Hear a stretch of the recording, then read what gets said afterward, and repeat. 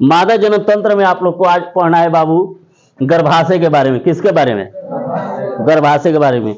बता दे बाबू, गर्भाशय जो होता है ना बाबू, वह एक त्रिभुजाकार रचना होती है। कैसी रचना होती है?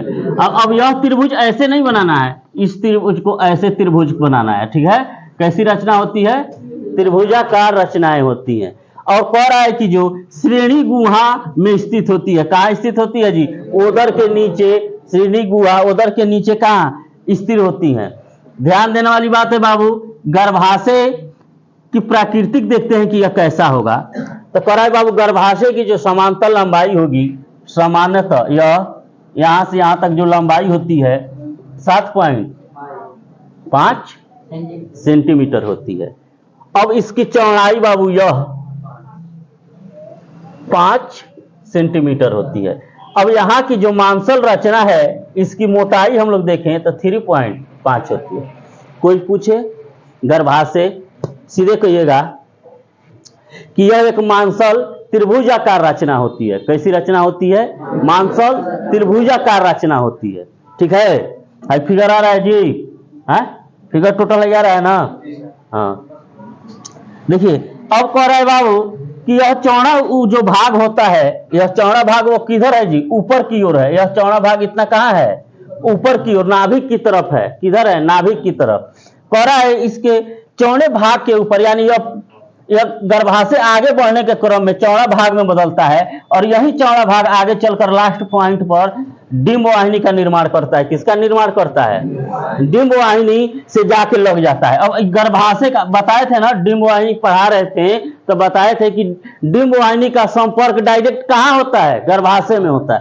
तो अब डिंब वाहिनी का संबंध कहाँ है? गर्भाशय। यानी गर्भाशय पढ़ रहे हैं तो गर्भाशय कहाँ मिल जाता है? जाके डिंब वाहिनी में। कहाँ मिलता है जी? डिंब वाहिनी में। अब देखिए, अब गर्भाशय यहां तक गर्भाशय ऊपर की ओर बढ़ता है तो कहां मिलता है?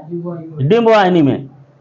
और गर्भाशय नीचे की ओर जब बढ़ता है बाबू, गर्भाशय नीचे की ओर अगर प्रक्रिया या नीचे की ओर बढ़ रही है तो यह बढ़ने के क्रम में यह एक संकरा भाग बन जाता है। कैसन भाग? संकरा भाग कहते हैं बाबू, ऊपर पतला हो, नीचे पतला, और बीच वाला भाग क्या हो? चौड़ा। उस भाग को हम लोग क्या कहते हैं? संकरा भाग।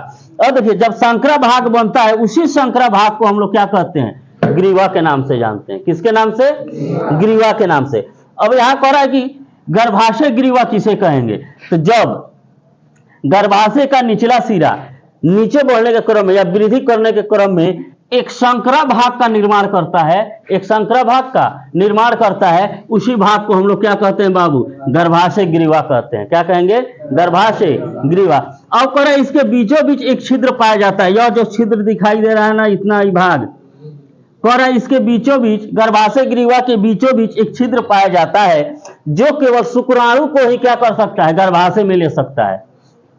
इस मार्ग से सीसन मादा शरीर के अंदर प्रवेश करते हैं, सेक्सुअल वर्क होता है, सेक्सुअल रिप्रोडक्शन होती है, और उस परिस्थिति में वहां जो शुक्राणु छूटता है, उस शुक्राणु को गर्भाशय ग्रीवा क्या करता है? एक्सेप्ट करके धीरे कहां भेजता है? डिंब वाहिनी की तरफ। और वह डिंब वाहिनी की तरफ जाता है फिलोपियन नलिका द्वारा, और उधर से वह क्या करेगा? अंडाणु को भेजेगा। अब इधर से शुक्राणु आया और इधर से अंडाणु आया। कहां अवेलेबल कहां है? फिलोपियन ट्यूब में है, नलिका में है। और निषेचन की क्रिया कहां होती है? फिलोपियन नलिका में। पूछेगा मादा शरीर में निषेचन की क्रिया किस स्थान पर? कस के बोलो, किस स्थान पे? Fallopian tube. कहां? Fallopian tube. यहां तक किसी को दिक्कत आए? अब देखिए, गर्भाशय का कार्य क्या है बाबू? गर्भाशय का कार्य क्या है? तो पहला कार्य है ऋजुस्राव, मासिक चक्र, एमसी की शुरुआत। देखिए कैसे, यहां ध्यान दीजिएगा। जब यहां से अंडाणु परिपक्व होते हैं बाबू, तो अंडाशय परिपक्व होता है, वहां से अंडाणु जब निकलता है तो फिब्रिल क्या करता है? अंडाणु को एक्सेप्ट कर लेता है, सोख लेता है, और उसे कहां भेजता है? गर्भाशय तक भेजता है। तो यही नक्षत्र है गर्भाशय की दीवार। यहां पे आके जामा होने लगते हैं। जो ब्लड होते हैं वह जामा होने लगते हैं। क्या होने लगते हैं? जामा। और यही ब्लड यहाँ आता है प्रत्येक 28वें दिन। जब यहाँ शुक्राणु नहीं मिलता है, निषेचन की क्रिया जब नहीं होती है, फर्टिलाइजेशन नहीं होता है, सेक्सुअल वर्क नहीं किए जाते हैं, और शुक्राणु नहीं पहुंच पाता है, तो वो अंडाणु अंडा क्या होता है बाबू, धीरे धीरे टूटकर योनि के रास्ते से गिरना प्रारंभ हो जाता है और उसी चीज को हम लोग ऋजुस्राव, मासिक चक्र और एमसी के नाम से जानते हैं। कोई दिक्कत? अब कह रहा है गर्भधारण में भी कार्य आता है, गर्भधारण के पोषण में।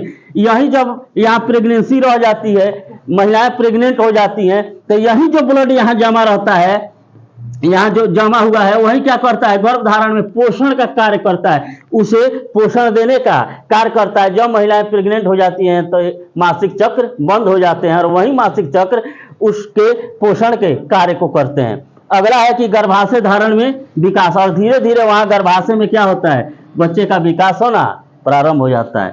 Thank you, thank you. अगला वीडियो के लिए लगे रहिए एकदम जोरदार लाइक